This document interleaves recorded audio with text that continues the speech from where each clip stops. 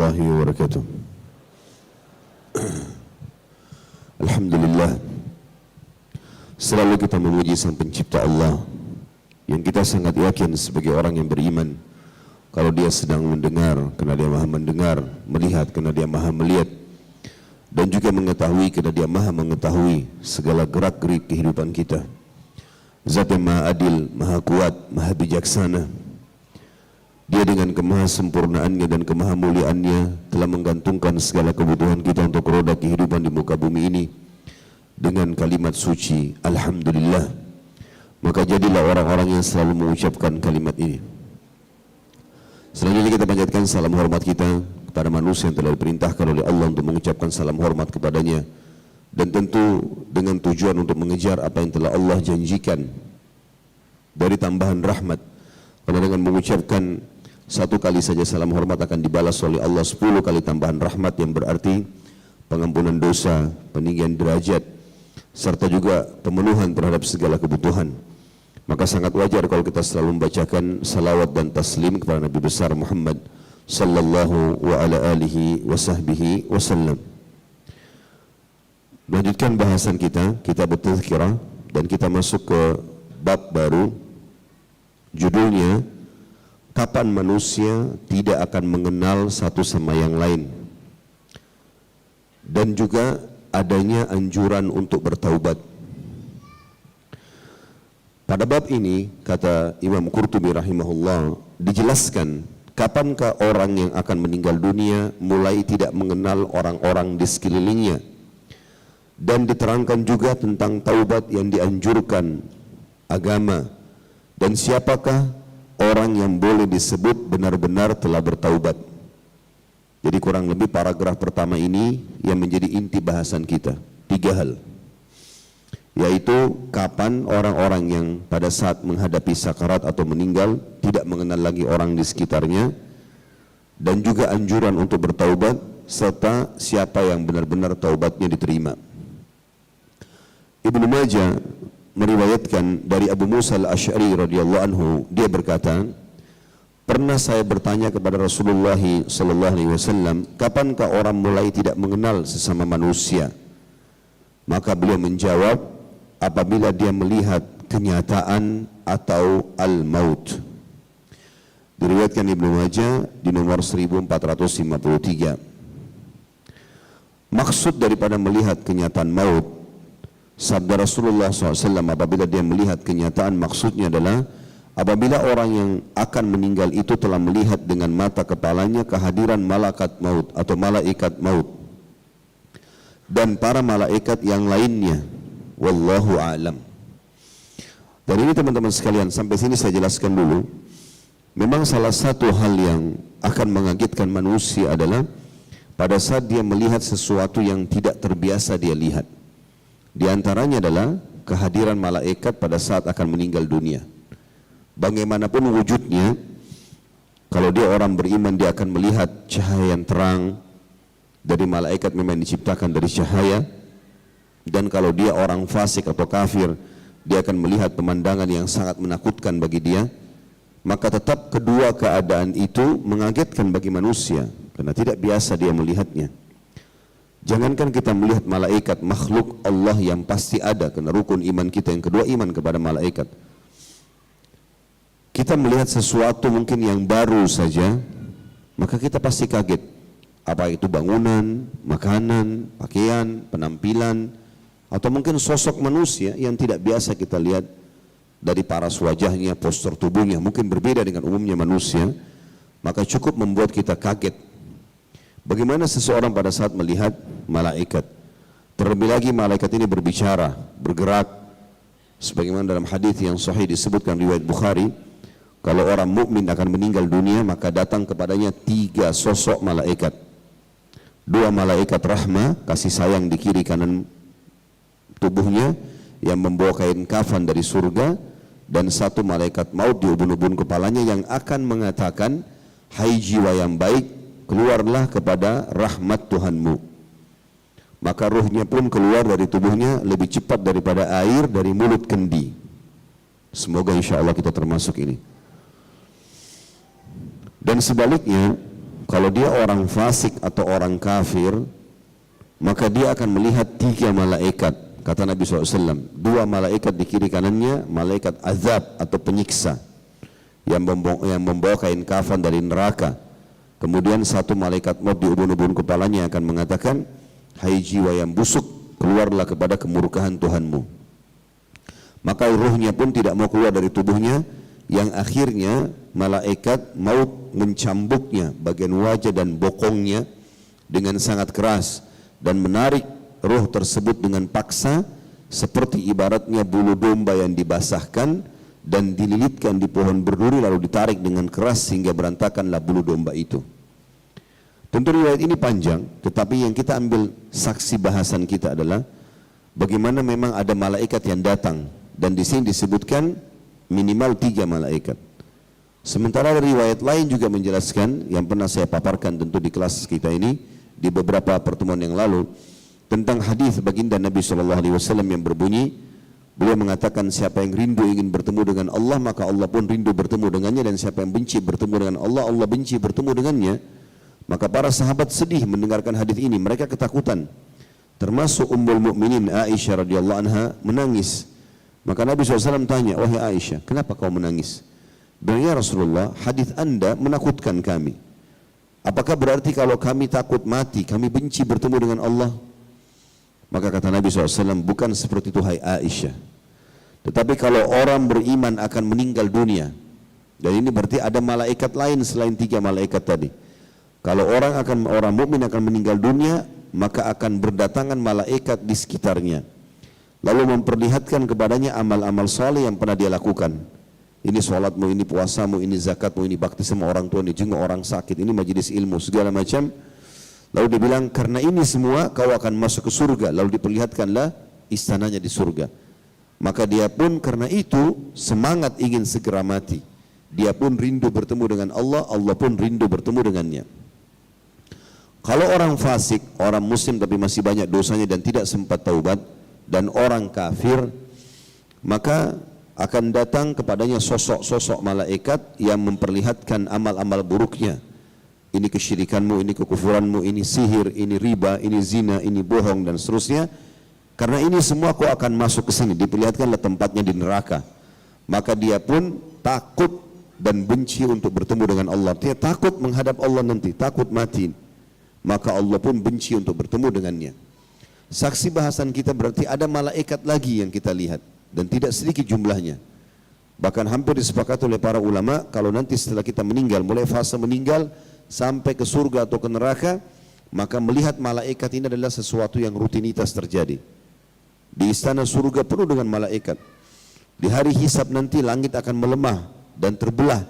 Kemudian di seluruh penjuru langit akan dilihat malaikat. Mereka akan menggiring makhluk-makhluk yang lain, manusia, jin, hewan-hewan untuk dihisab oleh Allah Subhanahu wa ta'ala. Begitu juga dengan neraka. Penghuni neraka banyak, penjaga neraka, dari malaikat Zabaniyah, penjaga-penjaga neraka yang Allah mengatakan dalam Al-Quran, "Falyad'u nadiyah sanad'u Zabaniyah." Orang-orang neraka silakan panggil, ya, panggil saja siapa yang mereka yakin bisa menolong mereka dari neraka, dan kami akan memanggil Zabaniyah. Kata Nabi SAW, Zabaniyah, malaikat penjaga neraka itu, kalau seseorang menunggangi kuda yang kencang dengan kecepatan atau dengan perjalanan 100 tahun, dari awal pundaknya masih belum bisa melewati awal lehernya. Jadi saking besarnya malaikat-malaikat tersebut. Dan itu memang ada sesuatu yang nyata di situ.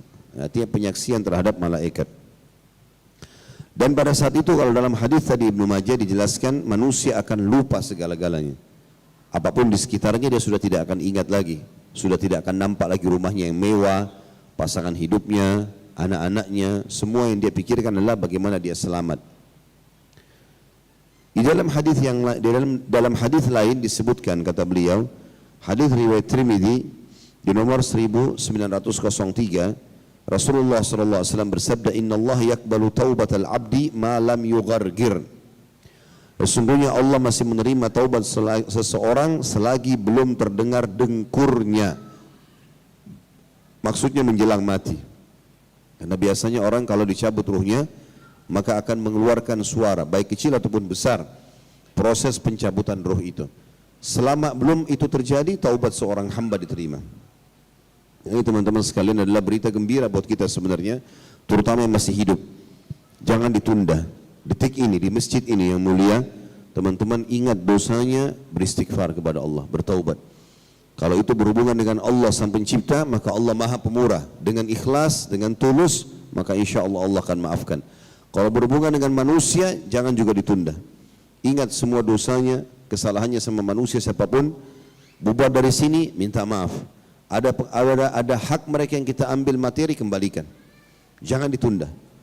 Saya malu Ustaz, jangan malu. Lebih baik kita malu sekarang di depan makhluk, tapi selesai urusannya daripada di hari kiamat hisab yang berat.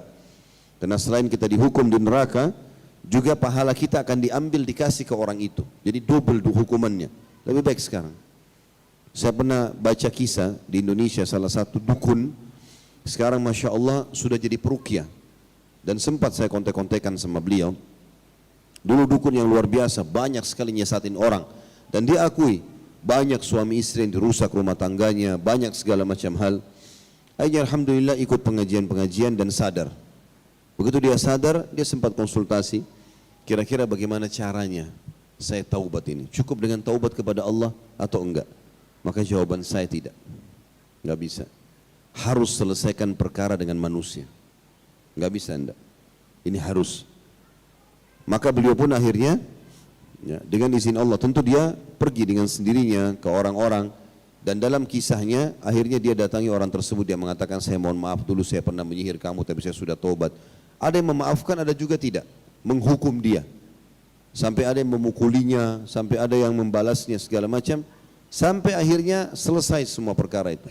Dengan izin Allah hampir semuanya orang-orang yang dulu bermasalah atau dia buat masalah dengan mereka sudah diminta maafi dan mengembalikan hak-hak mereka. Dan Alhamdulillah sekarang malah hidupnya tenang.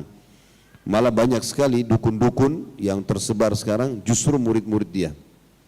Dan datang dinasihatin, diluruskan kesalahan-kesalahan ini. Dan ini satu hal yang positif. Mungkin memang kita akan alami beberapa hal yang memilukan atau memalukan, tetapi clear permasalahannya. Meminta maaf penting sekali, mengembalikan harta orang penting sekali. Jangan sampai kita main-main soal ini. Termasuk masalah-masalah pekah teman-teman sekalian, teman-teman yang bertugas kerja di kantor. Apapun yang berhubungan dengan kantor itu hak kantor, bukan hak kita. Berapa banyak orang yang tidak faham masalah ini. Diberikan fasilitas oleh kantor, dipakai untuk kebutuhan pribadinya. Ini nggak boleh, kecuali dengan izin pemilik kantor. Termasuk komputernya, termasuk handphonenya, termasuk kendaraannya, termasuk pulpennya. Bahkan sebagian ulama di Saudi yang kami tahu, mereka sampai menggunakan 2 buah pulpen. Pulpen yang ditugaskan atau dikasih untuk fasilitas kantor dan satu untuk pribadinya. Dan dia tidak pernah pakai, yang untuk kantor dipakai walaupun untuk tanda tangan saja kebutuhan pribadi dia tidak pakai. Jadi saking tahunya kalau ini masing-masing punya hak dan ada tanggung jawab. Dan kita harus pekah dengan seperti itu. Tidak boleh sembarangan teman-teman. Itu namanya dalam agama kita muru'ah. Menjaga kesucian hubungan dengan Sang Pencipta Allah. Jadi kita jangan malu dengan manusia. Salah kita mengaku salah. Bukan aib. Ya. Kita luruskan. Lebih baik kita clearkan sekarang daripada di akhirat. Berat nanti di akhirat itu. Jangan anggap remeh. Ah ini ponakan saya kok. Ah ini anak saya. Oh ini istri saya. Oh ini orang tua, gampang lah. Enggak ada istilah gampang. Clear. Minta maaf langsung. Saya terapkan itu dalam rumah tangga saya sampai kalau saya telat 1 hari saja nafkah saya berikan istri saya. Dan saya lupa. Dia mengingatkan masalah nafkah, saya langsung minta maaf. Maafin saya betul-betul lupa. Padahal sebenarnya istri saya, dia bilang enggak apa-apa, enggak. Saya harus minta maaf. Dan ingatkan kalau ada yang berhubungan dengan hak kamu sampaikan. Saya tidak mau punya masalah dengan orang. Walaupun itu istri sendiri, suami sendiri, anak sendiri. Karena kita enggak tahu. Pada hari kiamat kata Nabi SAW akan datang seorang suami kepada istrinya lalu berkata, wahai istriku, bukankah dulu aku sudah berbuat baik denganmu? Sekian tahun kita hidup sama-sama. Maka istrinya bilang, iya, aku belum pernah temukan suami seperti kamu. Luar biasa baiknya. Siapin rumah yang bagus, kendaraan yang bagus, makanan, pakaian, semua bagus. Lalu kata suaminya, kalau begitu bantu aku dengan 1 pahala. Mudah-mudahan dengan 1 pahala itu pahalaku jadi sempurna, aku bisa masuk surga. Apa jawaban istrinya yang tadinya memang suaminya sangat baik? Mohon maaf suamiku, kalau seandainya aku membantumu dengan 1 pahala, akhirnya kamu lolos, aku yang tidak lolos. Mungkin aku butuh satu pahala itu pasal di timbangan amal. Maka dia pun tidak memberinya. Begitu pula kata Nabi SAW, datang seorang istri mengucapkan hal yang sama pada suaminya. Ya. Hai suamiku, bukankah aku sudah berbakti, aku sudah berbuat baik, aku sudah begini dan begitu, melayani. Suaminya pun mengakui, belum pernah aku temui istri sebaik kamu. Kalau gitu bantu aku dengan satu pahala. Kata suaminya, aku pun takut kalau aku membantumu nanti, kau yang lolos, aku tidak lolos. Maka dia pun tidak memberikan satu pahala. Itu saking beratnya pada hari kiamat. Jadi jangan kita anggap remeh hal-hal seperti ini. Banyak orang tidak peduli dengan itu. Ya, ini sering saya kasih contoh, teman-teman kalau yang masih kontrak, jangan rusak kontrakannya orang. Enggak boleh. Karena kita anggap ini kontrakan, ya sudah rumah kontrak, banting pintunya orang, rusakin kerannya, enggak peduli, enggak bisa. Sebagaimana kita masuk ke kontrakan itu, kita keluar harus sama. Serahkan kembali. Oh ini mobil sewa, enggak apa-apa mobil sewa, polisi tidur ditabrak saja. Trotoar, lubang jalan, kenapa? Sewa. Kenapa kalau sewa? Apa kita harus rusak punya orang? Bisa saja kita tipu dia, tapi depan Allah akan dihisap. Kita akan lihat detail apa yang kita lakukan. Hati-hati. Bahkan kalau perlu teman-teman sekalian keluar dari masjid, jangan injak sendal orang lain. Jalan dengan baik dan santun. Orang beriman jeli. Siapa tahu pemilik sendal gak ridho, lalu tuntut kita pada hari kiamat. Dari mana kita tahu? Ya? Ada orang lebih parah, ngambil sendal orang. Ya? Bawa sendal buruk ke masjid, keluar bawa sendal baru. Mencuri dan di masjid di rumahnya Allah. Ini berat sekali hukumannya. Dan sekian banyak. Ada orang parkir nggak mau bayar, haknya orang. Mobil kita dijaga, motor kita dijaga. Begitu tidak ada tukang parkir, kesempatan lari. Lari dari 2.000 rupiah, lari dari 5.000 rupiah. Untuk apa ini? Saya bahkan pernah mendapat informasi ada orang lari dari tol. Kenapa lari? Harus bayar, haram selama itu dia lewati jalanan tersebut.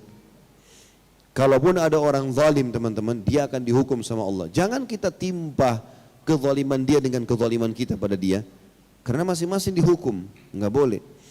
Kalau ada orang gunjing kita, kita balas gunjing dia, dua-duanya dihukum. Tapi kalau dia gunjing kita, dia fitnah kita dan kita diam, maka dia dapat dosa, kita dapat pahala. Jangan balas kebodohan dengan kebodohan, keliru. Ini pasangan saya selingkuh, saya juga harus selingkuh. Ya dua-dua dihukum sama Allah. Jangan balas itu. Enggak boleh dibalas seperti itu. Kita harus yakin ada Tuhan kita Allah. Ini kekuatan bertauhid kepada Allah. Allah Maha Kuasa. Allah akan menghukum siapapun dan sehebat apapun dia mengemas kesalahannya, Allah punya cara membongkarnya. Dan terakhir dia cuma mengucapkan kalimat yang sama. Semua orang akan bilang itu. Kok bisa ya? Bisa kalau Allah mau. Biar kita kemas rapi apapun, Allah bisa membongkarnya. Apalagi dasarnya kalau orang itu sibuk mencari aibnya orang lain.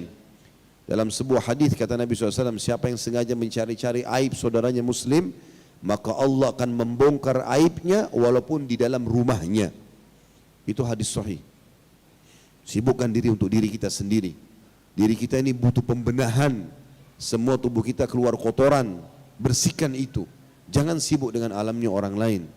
Allah memberikan kita sakit supaya kita sadar kita ini lemah. Allah memberikan saatnya kita ditipu, saatnya kita dipukul, saatnya kita ditolimi, supaya kita tahu kita ini lemah dan kita bergantung kepada Allah Subhanahu wa taala. Jangan lakukan keburukan-keburukan kepada orang lain karena berbahaya. Jangan bawa musuh pada hari kiamat teman-teman sekalian, tapi bawalah teman-teman yang baik dan soleh. Jadi orang baik, sabar sedikit sampai ajal datang sudah selesai. Itu tugas kita. Sabar dari gangguan orang, karena semua orang diganggu. Siapa orang di antara kita di sini yang pernah lolos tidak ditipu sama orang? Ada? Bisa angkat tangannya yang tidak pernah ditipu sama orang sama sekali? Hah? Ada nggak kira-kira? Kalau ada coba angkat tangan. Hebat sekali itu kalau selama hidupnya nggak pernah ditipu. Dari SD sampai sekarang ada orang tidak pernah ditipu, diambil barangnya. Ada nggak di antara kita pernah utangin orang, semuanya orang bayar? Ada nggak? Pasti ada saja orang tidak bayar kan? Nah semua orang lalui itu loh. Berarti ada cobaannya, bukan cuma kita. Ada orang di antara kita yang tidak pernah sakit teman-teman sekalian. Hebat sekali, sehat terus. Biar olahragawan sakit. Pelatih-pelatih olahragawan itu berlatih bela diri sakit juga dia. Flu juga, demam juga, rematik juga gitu kan. Bahkan mati. Gitu. Semua kita akan lalui itu, ada cobaan-cobaan. Dan itu tujuannya untuk menyadarkan kita kalau kita makhluk. Dan kalau kita bisa sabar kita akan dapat pahala yang baik. Kata beliau di sini, maksud daripada hadis riwayat Tirmidzi yang tadi berbunyi sesungguhnya Allah akan menerima taubat seorang selagi belum terdengar dengkurnya atau menjelang matinya, selagi nyawanya belum sampai ke tenggorokan, di mana orang itu melihat kesudahan hidupnya, apakah mendapat rahmat atau kehinaan. Ketika itulah taubat dan iman tidak lagi bermanfaat. Dan ini mirip dengan kejadian Fir'aun. Waktu dia sudah lihat malaikat maut, dia sudah lihat ombak menghantamnya, baru dia mau mengucapkan, aku beriman kepada yang diimani oleh Bani Israel. Maka Jibril pun berkata kepadanya, sekarang kau baru ucapkan? Setelah sebelumnya kau termasuk perusak di muka bumi? Sudah selesai, ruhnya lagi proses dicabut, nggak bisa lagi. Sebagaimana difirmankan oleh Allah Subhanahu wa taala dalam Al-Qur'an dalam surah Al-Mu'min ayat 85.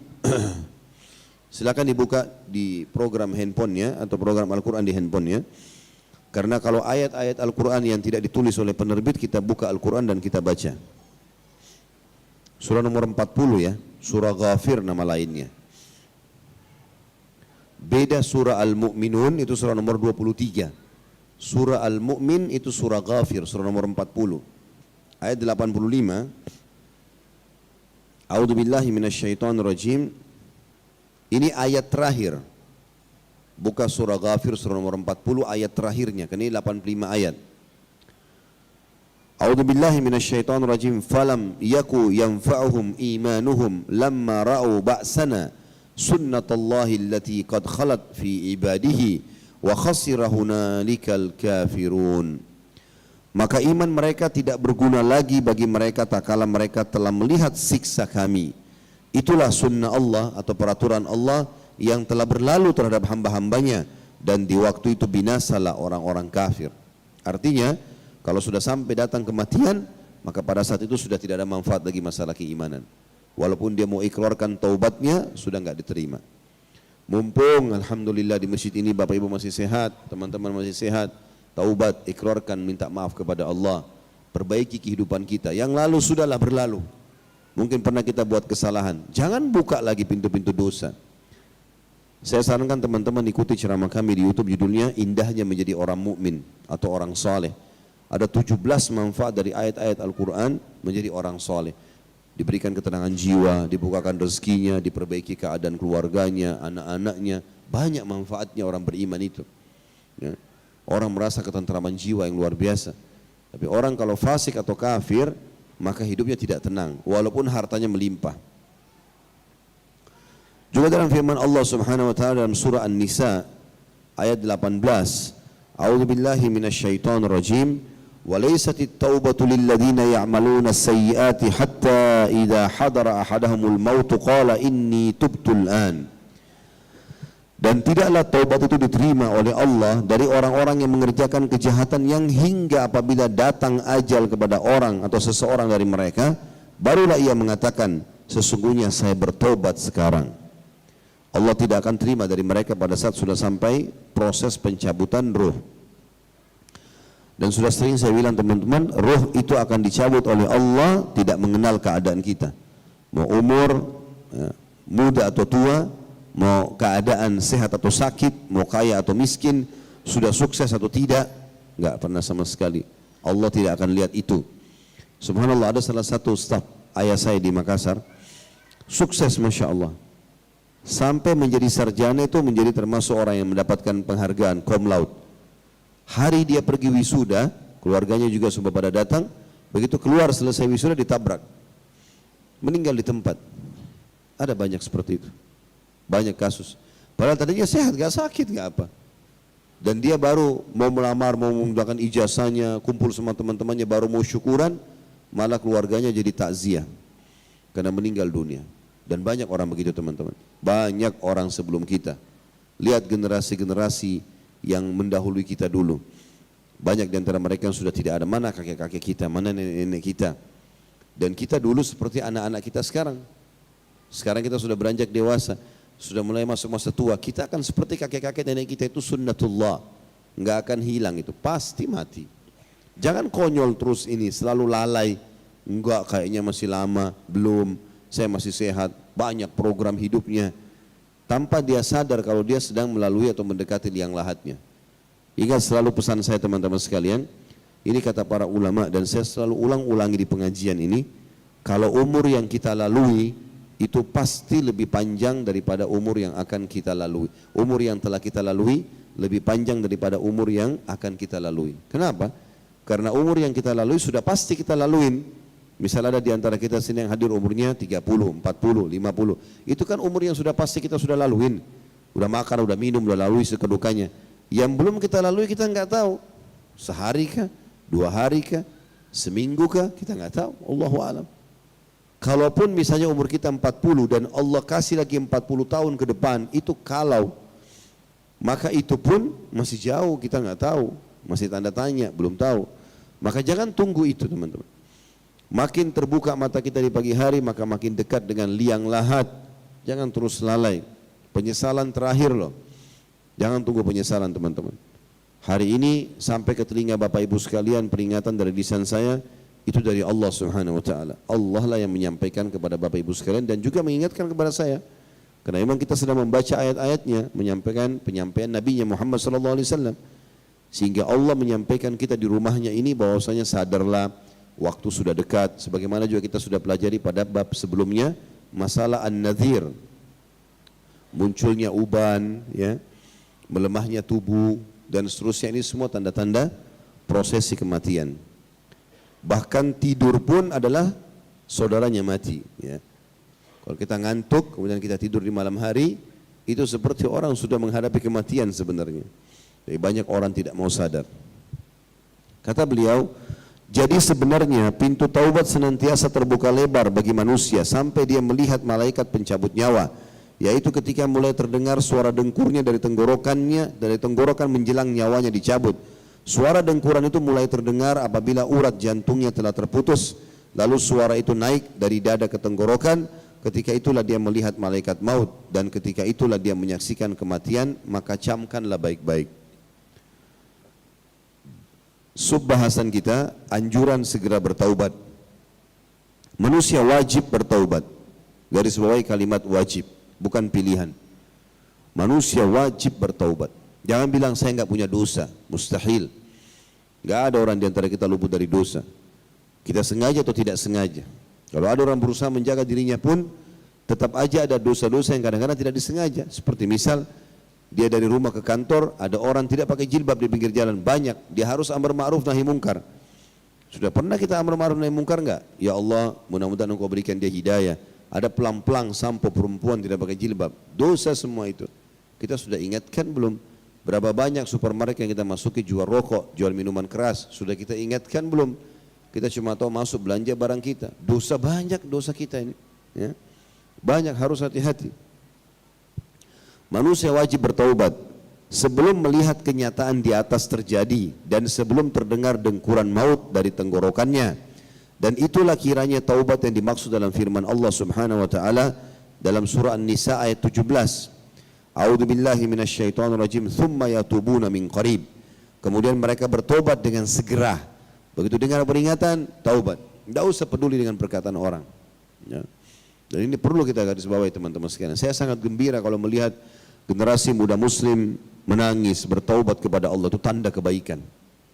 Saya berapa kali ketemu dengan beberapa jemaah di masjid, Masya Allah masih muda-muda. Ada yang masih SMA, ada yang masih baru sementara selesaikan kuliahnya, ada yang baru selesai kuliah, mau kerja. Datang dan menangis depan saya. Saya tanya, kenapa menangis akhi? Terima kasih Ustaz ceramahnya, saya jadi taubat kepada Allah. Alhamdulillah, saya sangat gembira dengar itu, ya. Luar biasa itu. Karena dia berarti dengan taubat itu, secara teori syar'i mati masuk surga nih. Depan mata saya lihat ahli surga sekarang. Bagaimana caranya kita enggak gembira lihat ini? Daripada ada orang subhanallah lihat segala macam fenomena depan matanya, orang tabrakan kepalanya pecah, orang yang apalah tenggelam, badai datang, segala macam dilihat tapi enggak tersentuh hati. Padahal dia juga akan seperti itu, sama dengan mereka, gitu kan? Maka itu sangat baik kalau kita mendengar itu. Orang yang segera taubat itu berita gembira. Makanya dalam hadis lain, dalam hadis Bukhari Muslim dikatakan Allah bergembira dengan taubat hamba-hambanya. Lebih gembira daripada seseorang di antara kalian yang pergi ke padang pasir yang luas membinasakan. Tidak ada orang, tidak ada kehidupan. Kemudian dia membawa seluruh harta bendanya di atas untanya, lalu untanya hilang. Dia tertidur lalu untanya hilang. Pada saat dia bangun, dia cari keliling-keliling, minumannya, makanannya, hartanya dia tidak temukan. Maka karena putus asa, nggak ada orang, nggak ada kehidupan di padang pasir, dia pun berkata pada dirinya, saya akan kembali ke tempat semula. Kemudian saya tidur, mudah-mudahan pada saat saya bangun saya sudah mati. Kemudian dia pun kembali ke tempat semula, kata Nabi SAW, lalu dia tidur. Waktu dia bangun, dia temukan untanya di depannya. Bagaimana gembiranya dia? Maka Allah lebih gembira dengan taubat hambanya daripada orang itu. Allah gembira, kita juga dapat pahala, manfaatnya besar.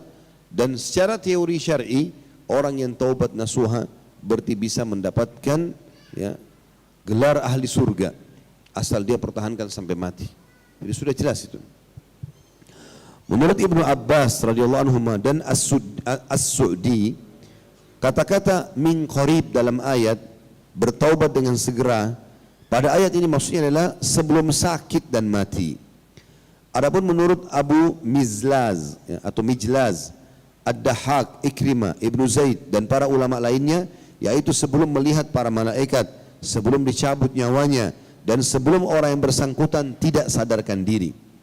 Mahmud Al-Warraq bertutur dalam syairnya, utamakan taubat bagi dirimu sebagaimana diharapkan bagimu kebaikanmu, sebelum kematian datang menjelang, sebelum keluh lidahmu berbincang. Taubatlah segera wahai jiwa yang ingin tenang, karena taubat adalah simpanan kekayaan, kunci rapat, jangan sampai terbuang-buang, bekal kembali membawa kemenangan. Artinya jangan tunda-tunda, nggak ada gunanya. Nanti akhirnya mati datang tidak sempat taubat, maka nyesal sendiri. Kata para ulama kita rahimahumullah, bahwa bertobat sebelum hadirnya malaikat maut masih bisa dibenarkan. Tak lain adalah karena pada saat itu masih ada harapan dan masih dibenarkan orang menyesal dan bertekad meninggalkan kemaksiatannya. Jangan terpengaruh dengan lisan orang. Kamu alim ya, kamu berubah, kamu masih muda, gampang nanti Allah Maha Pengampun. Nggak usah pedulikan. Seorang salafus saleh dari tabi'in, sholat terus setiap malam, ibadahnya luar biasa, puasanya nggak pernah batal, sunnah pun dikerjakan semua. Ada temannya bilang, wahai fulan, kan kamu sebenarnya tidak sehebat ini pun ibadah, asal kau tidak buat dosa, aku akan masuk surga. Apa jawaban dia? Saya lebih baik sekarang memaksakan diri dan merasa khawatir kurang, sehingga nanti pada saat ditimbang amal saya aman, daripada sekarang saya merasa aman di timbangan amal saya sedih. Ternyata kurang, kan menyesal. Lebih baik sekarang kita paksakan diri. Dan Hasan Basri mengatakan rahimahullah, tidak akan bersatu dua ketakutan. Kalau orang selama di dunia takut menghadap Allah nanti, kalau kurang amalnya, banyak dosanya sehingga dia bertaubat, dia beramal soleh, maka ini tidak akan takut di akhirat nanti. Tidak akan bersatu dua ketakutan. Tapi kalau orang di dunia merasa aman-aman saja, maka pasti di akhirat dia akan ketakutan. Jangan konyol ini, nggak boleh konyol teman-teman sekalian. Dan ada pula yang mengatakan maksud kata-kata min qarib dalam ayat bertobat dengan segera di atas ialah bahwa mereka bertaubat pada saat baru saja melakukan satu dosa. Begitu terjumus dosa langsung segera berhenti dan tidak kembali lagi melakukannya. Segera bertaubat selagi masih sehat dan segar bugar adalah lebih utama dan lebih patut dilakukan. Karena dengan demikian diharapkan masih banyak kesempatan untuk beramal soleh. Makin cepat taubat, makin banyak dia pupuk amal soleh nantinya. Kalau orang taubat akhir hayatnya diampuni oleh Allah, tapi kosong buku amalnya. Dan barangkali masih jauh sekali dari kematian. Maksudnya diharapkan masih banyak kesempatan untuk beramal soleh dan barangkali masih jauh sekali dari kematian. Meskipun bertaubat sebelum dekat kematian pun masih bisa disebut taubat dengan segera. Demikianlah perkataan Dahhak, salah satu ulama namanya Dahhak rahimahullah. Dan dari Hasan Basri rahimahullah bahwa ketika iblis disuruh turun dari surga, dia berkata, demi keagunganmu, aku tidak akan membiarkan manusia selagi nyawanya masih ada dalam tubuhnya. Maka Allah pun berfirman yang maha tinggi dan maha suci, demi keagunganku, aku tidak akan menolak taubat dari manusia selagi nyawanya belum sampai ke tenggorokan. Jadi waktu iblis bilang, saya tidak akan biarkan anak Adam, saya akan usahakan setiap detiknya, saya buatin program supaya dia maksiat. Gagal yang ini, sana yang lolos. Gagal yang ini, sana yang lolos. Kalau semua lolos, maka target syaitan. Maka Allah pun dengan kemahamurahannya mengatakan, demi kemuliaan dan keperkasaanku, keagunganku, aku akan buka pintu taubat buat mereka. Walaupun kau sempat jerumuskan, aku akan terima selama belum sampai ruhnya ditarik ke tenggorokan. Hukum taubat. Bertaubat adalah fardu atau kewajiban atas seluruh kaum mukminin. Menurut kesepakatan seluruh ulama kaum muslimin. Berdasarkan firman Allah yang Maha Suci dan Maha Tinggi dalam surah An-Nur ayat 31. A'udzu billahi minasyaitonir rajim. Wa tubu ila Allahi jami'an ayyuhal mu'minun la'allakum tuflihun. Dan bertobatlah kepada Allah hai orang-orang beriman supaya kamu beruntung. Juga dalam surah At-Tahrim, ya ayyuhalladzina amanu tubu ila Allahi taubatan nasuha. At-Tahrim ayat 6, ya. Hai orang beriman, taubatlah kepada Allah dengan taubat yang semurni-murninya. Tentu nanti Bapak Ibu bisa buka ini ya. Tapi ayatnya ya ayyuhalladzina amanu tubu ila Allahi taubatan nasuha. Dan nasuha artinya betul-betul sepakat tidak akan mengulangi, janji sama Allah itu. Itu yang dimaksud, jadi jangan ulangi. Jangan taubat lalu mengulanginya dan menganggap remeh, tidak. Ya, kita harus betul-betul tidak akan mengulangi lagi. Jadi orang baik sekalian. Tidak usah peduli dengan perkataan orang. Kita nggak tahu ajal kapan datang. Mau bilangnya apa terserah. Ada satu anak muda, subhanallah, saya pernah tablik akbar di Bandung, temui saya. Anak itu mungkin umurnya 18 tahun. Masih muda, Masya Allah. Saya nilai kira-kira mungkin 18 atau 20 tahun. Saya turun dari tangga masjid. Masjidnya besar, Masya Allah, lebih besar daripada masjid ini malah. Tablik akbar penuh orang datang. Saya turun, anak itu nunggu di depan masjid, depan bawah tangga masjid besar sekali, turun ke bawah. Maka pada saat saya temuin, saya turun mau naik ke mobil, dia nunggu memang di situ. Lalu dia mengatakan, Ustadz sebentar. Saya bilang iya. Bisa saya peluk Ustadz? Baik, saya bilang silakan. Tentu laki-laki. Lalu ya supaya nggak jadi fitnah, ya, jangan nanti disalahfahamin. Maka dia pun, saya mengatakan silakan. Lalu dia peluk saya, kemudian dia sambil nangis anak ini. Nangisnya terisak-isak. Dia nggak bisa kontrol, sampai suaranya keluar. Orang-orang di sekitar saya juga pada ngumpul. Saya tepuk pundaknya, saya mengatakan tenang. Ada apa? Kenapa nangis? Dia bilang, Ustadz, saya sampai dikira orang gila. Saya sampai dikira orang gila oleh keluarga saya dan teman-teman saya karena saya berubah seperti ini. Dan saya berubah seperti ini karena saya dengar ceramahnya Ustadz. Saya dengar ceramah, tentu ini bukan karena sayanya, tapi kuasa Allah menyampaikan ke dia. Tapi saya ingin berbagi bagaimana anak muda ini taubat, Masya Allah. Dia bilang, saya dengarin ceramah setiap hari saya jadwalin, lama-lama hati saya jadi lulus, saya jadi taubat Ustaz. Dan saya berubah, azan saya ke masjid, sampai keluarga saya pun, orang tua saya pun heran. Dan ada di antara mereka yang mengolok-olok, kamu terlalu alim, masih muda, tidak usah terlalu begini, dan seterusnya. Dan sampai Ustaz, saya paksakan diri untuk menikah. Dia bilang, saya paksakan diri menikah karena saya dengar ceramah Ustadz. Dia sambil nangis, sambil dia tertawa waktu itu. Dia sempat senyum. Dia mengatakan, saya dengar, ingat perkataan Ustadz mengatakan, sampai kapan tidak nikah? Apa tunggu Dajjal? Saya biasa goda gitu anak-anak Buddha. Ya. Saya mengatakan, kenapa gak nikah-nikah nih bujang? Tunggu Dajjal keluar. Gitu.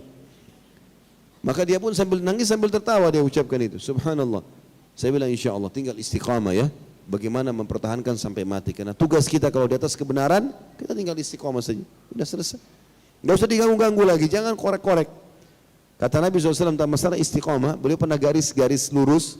Beliau mengatakan, hada siratullahil mustaqim. Ini jalannya Allah yang lurus. Ikuti wahyu, Al-Quran dan sunnah ibadah. Tinggalkan haram, kerjakan yang diperintahkan. Sudah, lurus. Ujungnya surga tuh. Istiqomahlah. Baru Nabi SAW garis kecil di sebelah garis itu. Banyak, beliau mengatakan wahadihi subul. Dan ini jalan-jalan yang menyimpang. Ngajak lagi buat dosa. Dan fa inna fi kulli sabilin syaitanun yad'u ilai. Di setiap jalan-jalan kecil ada syaitan yang manggil-manggil. Ya zina, ya riba, ya bohong, ya apa segala macam. Kelalaian ini banyak. Jangan terpengaruh, istiqomah. Saya bilang gitu sama dia, istiqomah aja. Sampai mati ini sudah. Ini teori syar'i ahli surga udah. Tinggal dia istiqomah. Sebentar kok kita laluin dunia ini. Tidak usah terpengaruh dengan hawa nafsu. Ya. Ada jalan-jalan, ada jalan keluar. Makanan haram tinggalkan karena ada makanan halal. Zina tinggalkan karena ada nikah, gitu kan? Riba tinggalkan karena ada transaksi jual beli. Banyak. Ya. Semua kita bisa balas atau ganti dengan perbuatan-perbuatan yang baik. Syarat-syarat bertaubat.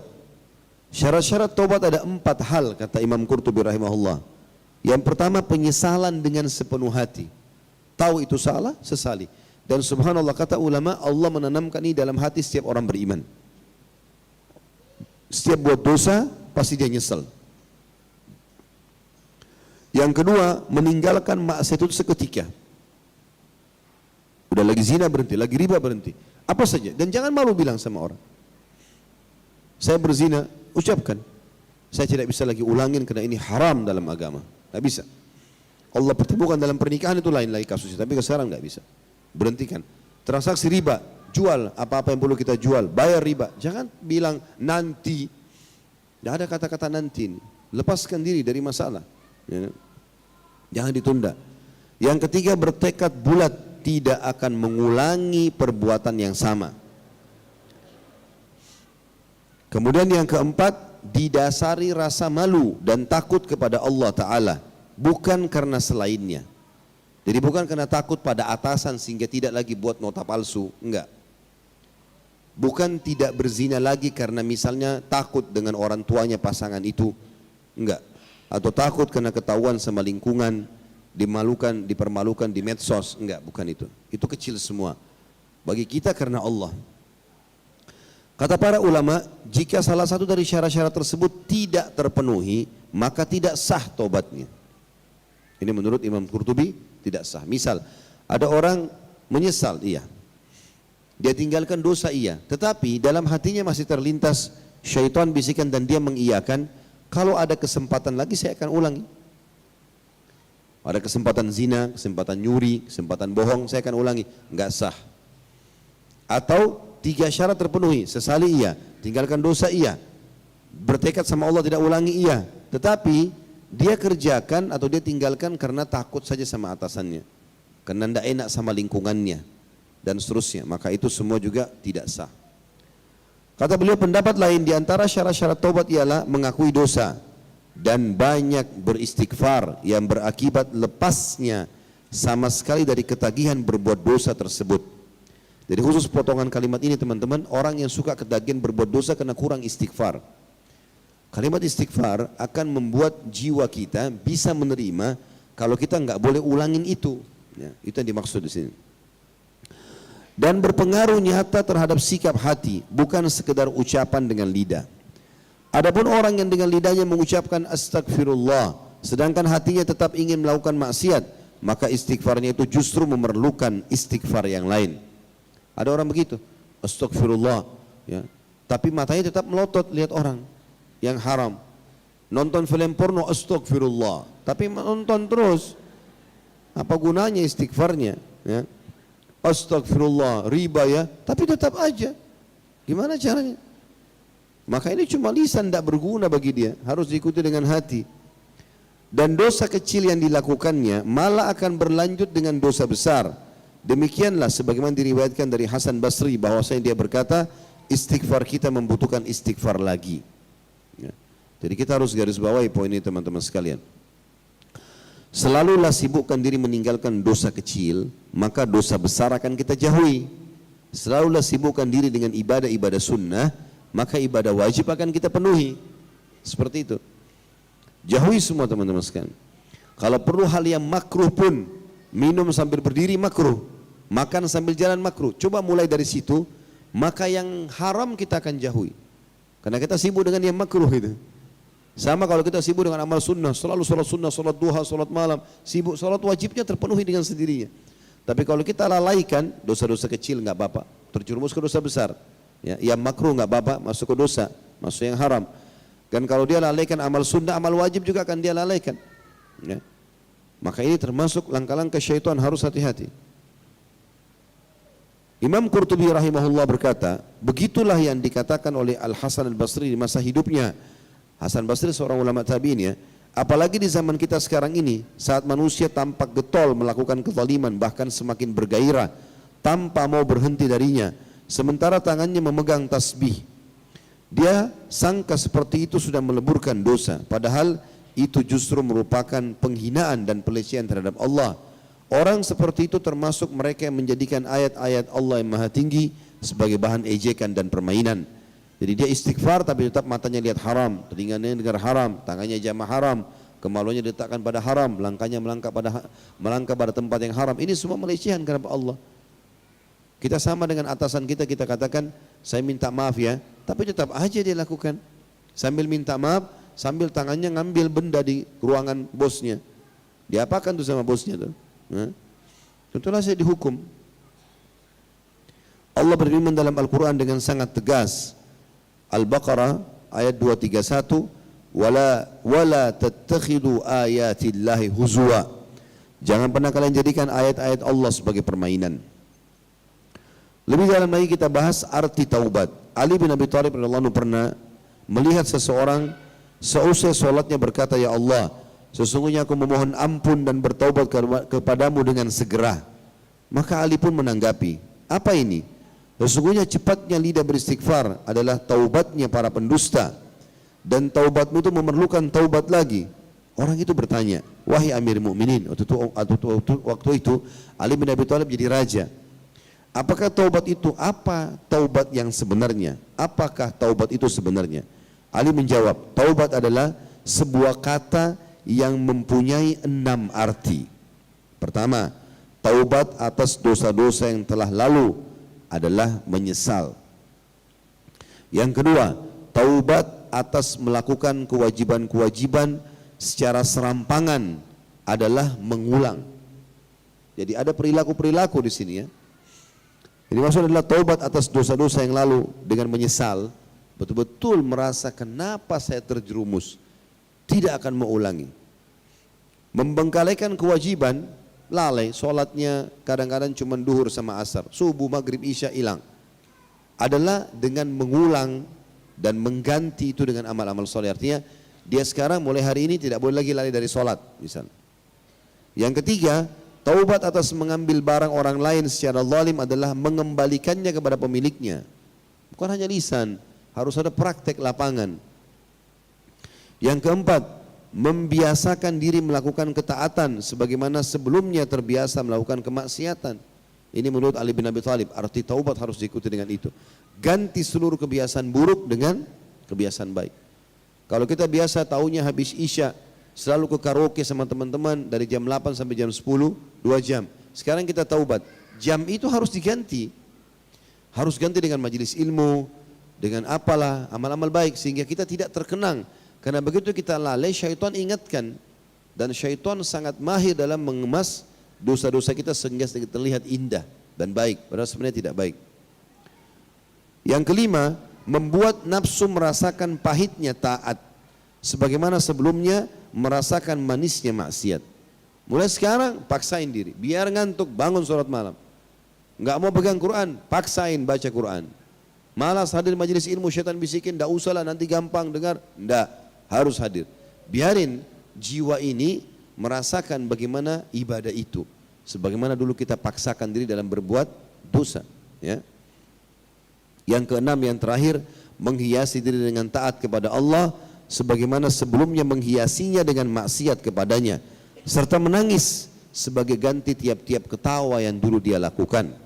Dan ini tentu termasuk ya cara-cara taubat yang luar biasa.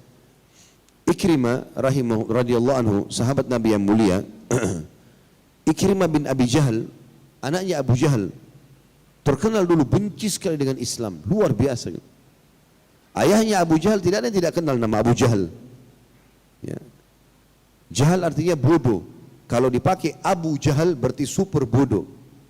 Orang yang luar biasa. Orang Mekah panggil dia Abu Hakam, orang yang bijaksana. Tapi Nabi suruh kita panggil Abu Jahal. Karena gobloknya luar biasa gitu. Ditanya oleh Abu Sufyan, temannya sendiri, kenapa kau tidak masuk Islam? Bukankah kita sudah mendengarkan ayat-ayat dari Muhammad dan benar? Maka dia bilang, iya, saya tahu Muhammad benar. Tapi dari dulu suku saya sama suku Muhammad bersaing. Kalau suku Muhammad menyiapkan makan minum untuk jemaah haji, maka saya pun juga, suku saya pun ikut melakukan. Kalau sukunya Muhammad, Bani Hashim dan Bani Muttalib sibuk menyiapkan pasukan untuk membela Mekah, sukuku juga untuk melakukan itu. Dan dari dulu kami menang, mereka menang, sama-sama bersaing. Sekarang dari suku Muhammad ada Nabi, suku saya tidak ada Nabi. Maka saya pun tidak mau beriman, karena kalau saya beriman berarti suku saya dikalahkan. Fanatisme kesukuan saja. Ya. Mirip orang bilang, saya nggak mau beriman sama Nabi Muhammad karena Nabi Muhammad orang Arab, saya kan orang Melayu. Gak nyambung kan? Gak ada hubungannya. Karena Arab, Melayu, bule, Allah buat itu variasi kehidupan. Seperti Allah buat anggur, manggis, segala macam. Tapi Nabi SAW mengatakan, kalian semua dari Adam dan Adam dari tanah. Supaya menyadarkan kita, kalau ini cuma variasi, warna kehidupan saja, bukan untuk saling sombong. Dan dikatakan oleh Nabi SAW, ya, tidak ada beda antara Arab dan Ajam kecuali dengan ketakwaan. Dalam ayat Al-Quran, inna akramakum indallahi atqakum. Yang paling mulia sisi Allah orang yang paling bertakwa. Ikrimah bin Abi Jahl radhiyallahu anhu masuk Islam dengan hikmah Allah. Setelah pembebasan kota Mekah, dan sebab dia masuk Islam unik.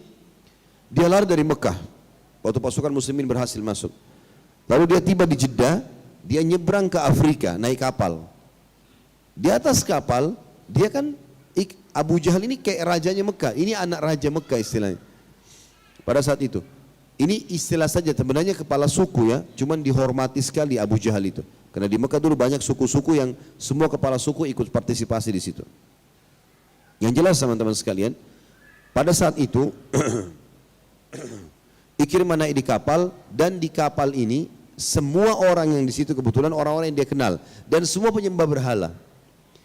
Dengan hikmah Allah, di tengah lautan, di tengah Laut Merah, sebelum tiba di Afrika, dihantam oleh ombak yang besar. Awalnya orang-orang penyembah berhala ini pada keluarin patungnya, minta-minta dengan masing-masing nama patungnya. Makin keras ombak, akhirnya patung-patung mereka lempar ke lautan, ada yang jatuh pecah, lalu kemudian mereka mengangkat tangan ke langit sambil mengatakan, ya Tuhan kami, selamatkan kami. Kata Ikrimah, orang-orang ini saya tahu, mereka dulu penyembah berhala, dan ternyata berhala mereka tidak berguna bagi mereka, dan mereka memanggil Tuhan Allah yang Muhammad selalu sebutkan. Gara-gara itu Islam masuk dalam hatinya. Begitu redah, mereka panggil Allah, patungnya semua pecah, kapal kembali, nggak jadi ke Afrika. Turun di Jeddah, dijemput oleh istrinya, dia kembali ke Mekah masuk Islam. Apa yang dia lakukan teman-teman sekalian? Dia mengatakan, ya Rasulullah, sungguh, beliau mengatakan, sungguh ya Rasulullah, saya akan mengeluarkan infak di jalan Allah atau di agama Allah ini sebesar yang dulu saya keluarkan pada saat saya memerangi agama Allah. Ini yang saya mau sampaikan saksi bahasannya. Karena kan di sini poin ke-6, dia bagaimana mengganti tiap-tiap tangisan, sekarang dengan tangisan tiap-tiap ketawanya dulu di masa maksiat, atau apapun yang pernah dia lakukan dari kemaksiatan di zaman dia masih maksiat, waktu-waktu yang terbuang, uang yang dia keluarkan, ajakan-ajakan buruk pada teman-temannya, sekarang dibalik semua.